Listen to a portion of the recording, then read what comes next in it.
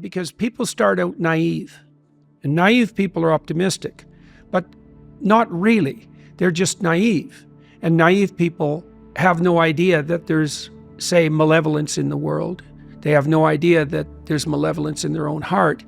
They're sheltered and dependent. And when that breaks, it often breaks into cynicism. And so cynicism is actually an improvement. Because the veils have fallen from your eyes. Exactly. The problem with cynicism is that, especially if it's allied with a kind of arrogance, is that you can end there. And that's a big mistake. So then the question becomes, well, once you've been bitten hard and you're no longer naive, well, that is very hard on your optimism, let's say. So then the question is, how do you restore that without reverting to the naivety, which you can't do anyways without blinding yourself once you've been bitten? And the answer to that is you substitute courage for naivety, and you regain your optimism as a moral imperative, right? So one of the things you might ask yourself is, well, if the future is likely to be catastrophic in a variety of different ways, which is definitely the case, both socially and personally, then what attitude should you bring to bear on that? And the answer might be, well, if you were courageous and faithful, and I can explain what that means, then you would conduct yourself in a manner that met the future head on, with the presumption that you can manage it. And this is the presumption we should bring to bear politically. Now, the people who are using fear to garner power point to the various apocalypses that might befall us. And it's difficult to counter them because the future is always an apocalyptic horizon. Like, everything can fall apart and has before and might well again and will, in fact, in your life as you age and die.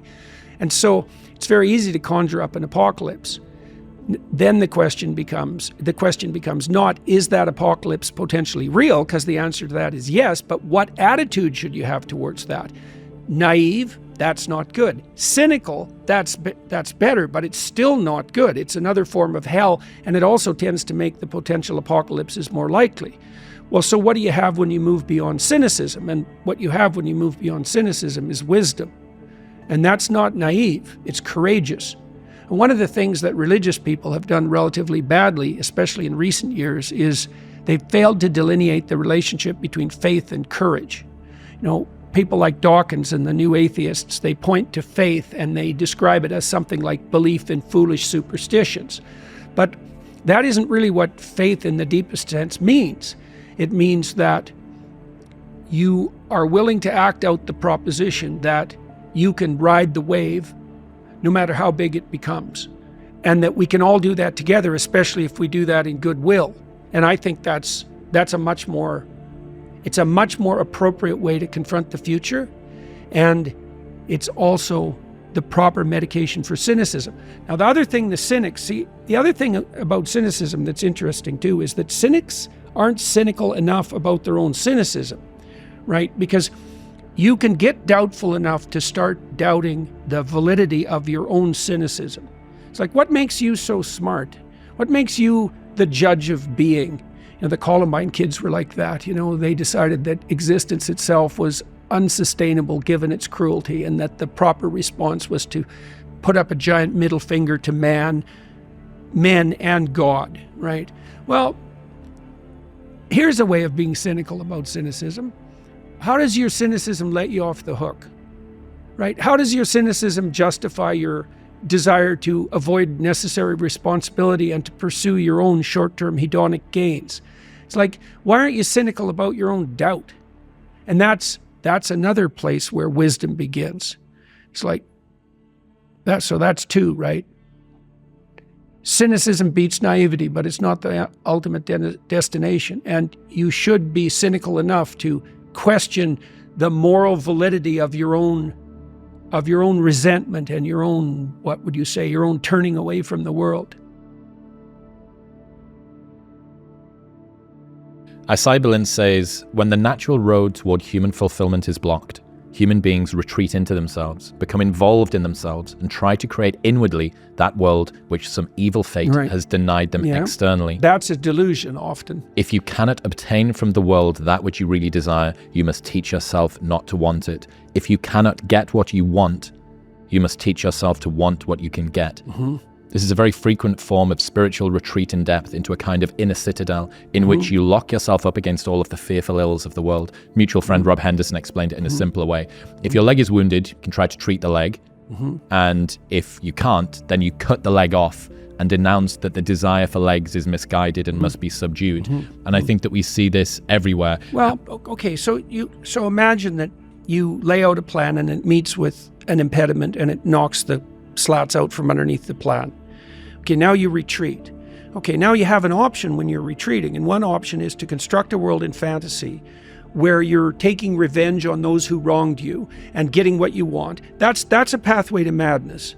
So often people who develop serious delusions do develop, what would you call them? They're compensatory fantasies, and then they start to dwell in them, and often for hundreds of hours. So the kids, again, who showed up to Columbine High School, they dwelt in a fantasy world for hundreds of hours before they undertook their dreadful actions, right? But you can also flip back into yourself, let's say, and you can, this is like confession and atonement, it's the proper way to think about it, is you can think about what it is that you did wrong or insufficiently that led to the collapse of your plan, right? So that's the first investigation. I made some sacrifices. I attempted to bring about a particular form of the future. It didn't happen. Okay, why? Well, the world is set against me and the cosmos is evil and there's no God and I'm bitter and cynical. That's one potential explanation, right? Poor me, right? And I'm not trying to be flippant about this, because sometimes people's dreams are quite realistic and they still fail catastrophically. It can be brutal. Maybe you did make a lot of good decisions and you suddenly got ill, or someone in your family did, and everything went to hell on you. It doesn't have to be because you've done something cardinally foolish that you fail. It's built into the structure of the world. But it doesn't matter. You can also retreat into yourself and you can say something like, all right, I need to retool my conception of strategy, but also potentially my conception of goal. Maybe I'm looking in the wrong place. Maybe I have to look somewhere else. And you can open yourself up to a revelation. So there's a gospel statement that's very relevant to this. So Christ tells his followers that if they knock, the door will open. If they ask, they'll receive. And if they seek, they'll find. And so it sounds magical. It sounds like the sort of thing that the new atheists would have a field day with. But that's not a wise interpretation of that saying. The proper interpretation is something more like a recognition of the way thought works. So imagine your plans didn't work out.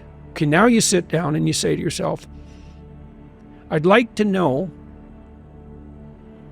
even if the world was conspiring against me and my failure was 95% the fault of external occurrences and other people, what did I do that wasn't as good as it could have been, and where did I fail to look so that the probability of my failure was higher? Now, to ask that question, you have to want the answer. That's what it means to knock or to ask or to seek. This is no joke. It's like you have to want to know. And it's a very painful thing to do, because especially if you had given it your all to the degree you were able, and you have reason to be bitter, you're going to be searching for the errors that you still made. And discovering your own errors is always extremely painful, right? Especially if they're errors that you're in love with. And so you have to be willing to strip yourself down. That's what humility means fundamentally. And then, but the advantage is, this is why it's so useful to listen to people. You might find out where you're stupid. And then you could stop being stupid. And so one of the reasons you confess your sins, let's say, is because you want to discover where you're insufficient. Now, it's painful.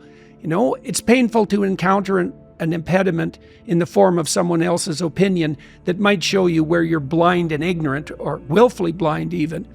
But the advantage to that is you can rectify the error, and then as you move forward, you're stronger. One of the things I taught my kids, and I hope at least somewhat successfully, was that you should always ask a stupid question.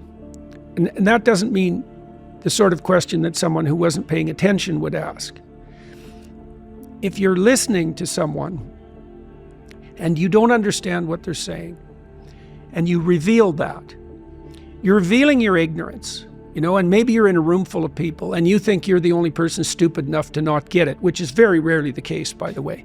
The thing is, though, if you reveal that ignorance to yourself and to the other person, they can rectify it. And if you do that 1,000 times, you're not ignorant anymore.